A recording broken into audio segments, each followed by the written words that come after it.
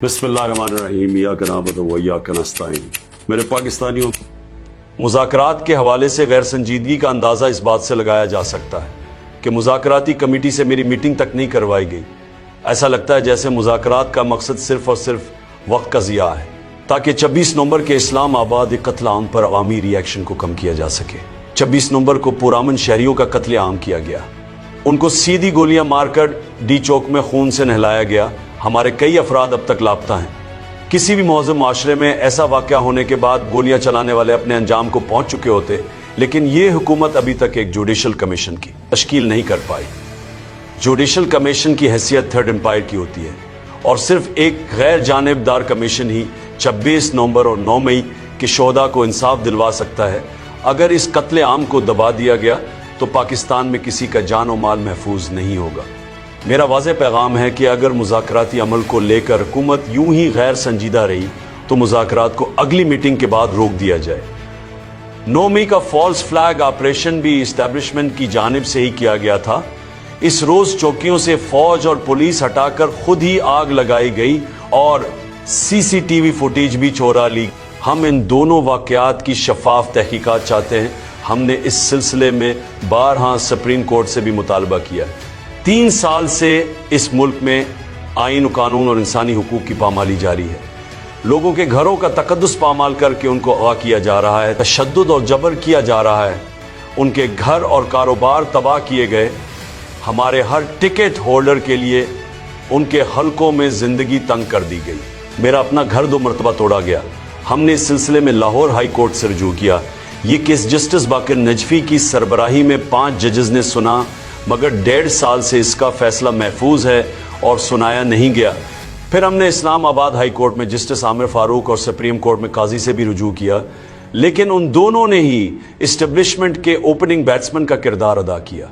हमारे जो बेकसूर लोग मिलिट्री तहवील में रहे उन पर शदीद तरीन ज़हनी और जिस्मानी तशद्दुद किया गया। समी वजीर की हालत इस तशद्दुद का मुंह बोलता सबूत है।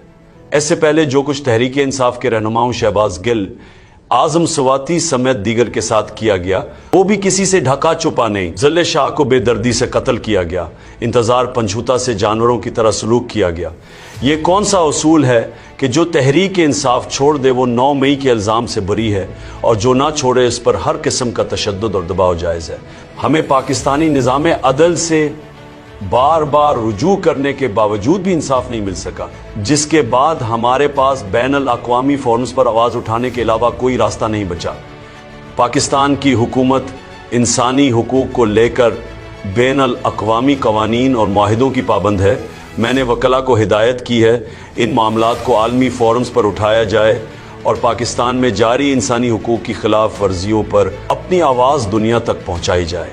मेरा ओवरसीज़ पाकिस्तानियों को भी यही पैगाम है कि पाकिस्तान में जमहूरियत और इंसानी हुकूक का खात्मा करके जंगल का कानून नाफिज कर दिया गया है। इसलिए आपकी जानिब से तरसील आतिज़र का बाइकाट बहुत अहम है। पाकिस्तान में मौकीम आपके प्यारों को भी वही हुकूक हासिल होने चाहिए जो आपको बैरून ममालिक में हासिल है। जब तमाम एजेंसियों को एक सियासी जमात को कुचलने पर लगा दिया जाएगा, फिर दहशतगर्दों से कौन लड़ेगा? यही रिमार्क सुप्रीम कोर्ट के जजेस जस्टिस अतहरमन अल्लाह और जस्टिस मंदोखेल ने भी दिए। इदारों को सियासी इंजीनियरिंग पर लगा दिया गया है। झूठ बोलकर हमारी हुकूमत पर तालिबान की आबादकारी का इल्ज़ाम लगाया गया। हमारी हुकूमत के दौरान बल्कि हुकूमत खात्मे के 1 साल बाद तक भी दहशतगर्दी ने सर नहीं उठाया था। ये सब कुछ उन्हीं का कसूर है जो बलूचिस्तान के हालात के ज़िम्मेदार हैं। इन सब तजुर्बात की बदौलत पाकिस्तान में मईशत का हाल बदतरीन है। वर्ल्ड बैंक की हालिया रिपोर्ट के मुताबिक मजीद 1 करोड़ 30 लाख अफराद गुर्बत की लकीर से नीचे जा चुके हैं। अदलिया, नेब, FIA, पुलिस समेत हर इदारा तहरीक इंसाफ के पीछे लगा दिया गया है, जिसकी वजह से मुल्क का सियासी और माशी निज़ाम दरहम बरहम है और अदम इस्तेहकाम अरूज पर है। जब तक सियासी अदम इस्तेहकाम रहेगा, ग्रोथ रेट सैफर होगा। ये सब 10 साला आमेरियत के मंसूबे को मजबूत करने के लिए किया गया है। जो भी इस लाकानूनियत का साथ देता है उसकी अरबों की चोरी माफ़ कर दी जाती है।